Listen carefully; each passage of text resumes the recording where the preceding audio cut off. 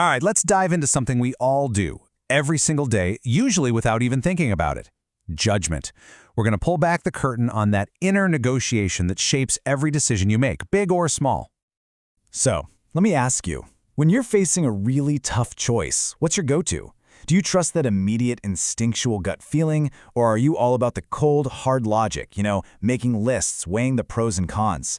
That question right there, that's the heart of the conflict we're exploring. Okay, so let's get a working definition on the table. The source material calls judgment a cognitive adaptive mechanism. I know, that sounds super academic, right? But all it really means is that our brain has this amazing built-in system for taking messy, incomplete, uncertain information and somehow turning it into a decision we can actually act on. Now this process, it's not like flipping a switch from uncertain to certain. Oh no, it's way more like a debate, a negotiation, happening right inside your own head. Which brings us to our first big idea, judgment as an inner negotiation. And this is the core of it right here. Judgment isn't just one thing. It's never purely objective, just math and facts. And it's never entirely intuitive, just a whim. It's what comes out of this constant push and pull between three main players: the actual evidence you have, your own personal values, and that big, foggy reality of uncertainty. So who are the main negotiators in this internal debate? Well, let's get to know them. It's time to meet the two minds of judgment. And this lays it out perfectly. On one side, you've got your intuitive judgment. It's super fast, it's driven by emotion, and it pulls from all this hidden knowledge you've built up over a lifetime.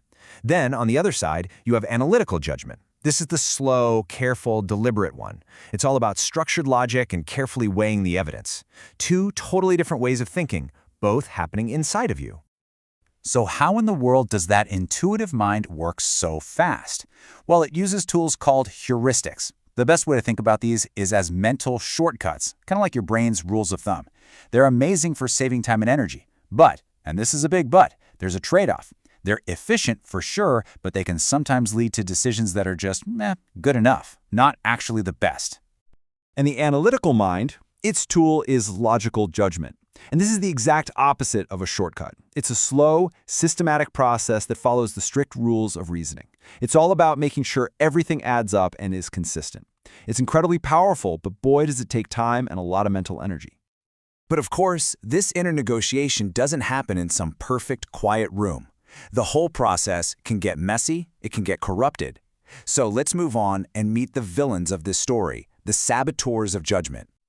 Let's just be blunt about it, because our source material is, your judgment is flawed. Now that's not an insult. It's just a fundamental truth about being human. And honestly, knowing why it's flawed is the very first step to making it better. So what are these saboteurs? Well, as you can see, they come in a few different flavors. Some are totally internal, like our own biases that we don't even know we have. Others are external, like a ticking clock. And some are social, like what happens when you try to make a decision as a group. Let's break these down. Okay, first up, biases. Think of biases as little distortions in your thinking that mess with your neutrality. A classic example is confirmation bias. That's where you subconsciously look for information that proves what you already believe and ignore stuff that doesn't. It completely skews your judgment, and you don't even realize it's happening. Next, we've got time pressure. You know the feeling, right? When the clock is ticking, you just don't have the luxury for that slow, analytical thinking. Your brain is forced to switch gears and lean heavily on those quick and dirty heuristics, your gut feelings. The goal becomes getting an answer fast, not necessarily getting the best answer. And finally, what happens when you throw other people into the equation? Well, group judgment can be a huge asset, but it's also really vulnerable. It can lead to things like groupthink. That's that dangerous zone where everyone agrees not because it's a great idea, but because nobody wants to be the one to disagree. A whole group can end up making a worse decision than any single person would have made on their own. Okay, so we've met the two minds and we've met the saboteurs trying to wreck the whole process. It might seem a little daunting, I get it, but there is a path forward. So let's talk about how we can achieve wiser judgment. And here's the absolute key takeaway. Making a great decision isn't about your analytical mind beating your intuitive mind in a fight. The goal isn't for one to crush the other. The best decisions come from synthesis, from bringing these two different approaches together in a smart, balanced way. So how do we actually do that? How do we build that synthesis? Well, you can think of it like a path or climbing a ladder. It starts with value judgment, getting really clear on your own core principles. Then you level up to moral judgment, where you start to consider the impact on other people. And finally, you can reach wisdom, this higher-level ability to combine everything with humility, with foresight, and with a real capacity to balance competing truths. So all of this whole inner negotiation, the fight against the saboteurs, the climb towards wisdom, it all builds to a single moment. It's time for the final decision. But we always have to remember the fundamental backdrop for any decision we ever make: uncertainty. Let's be real, we almost never have all the facts. Judgment is really the art of making a committed choice before you know everything. And man, this quote from the source material just nails it. As situational complexity increases, judgment quality depends less on information volume and more on the decision-maker's ability to interpret, prioritize, and forecast consequences.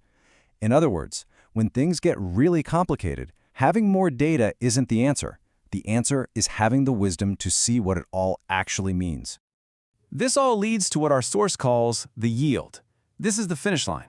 It's that final point where your internal debate is over, and it turns into a real, actual commitment to action out in the world. It's the moment you stop thinking and you start doing. And that's where we're going to leave it, but I want to leave you with one final question to chew on. Now that you know about this inner negotiation, about the two minds at work, and the saboteurs that are always lurking, how are you going to approach your next big decision?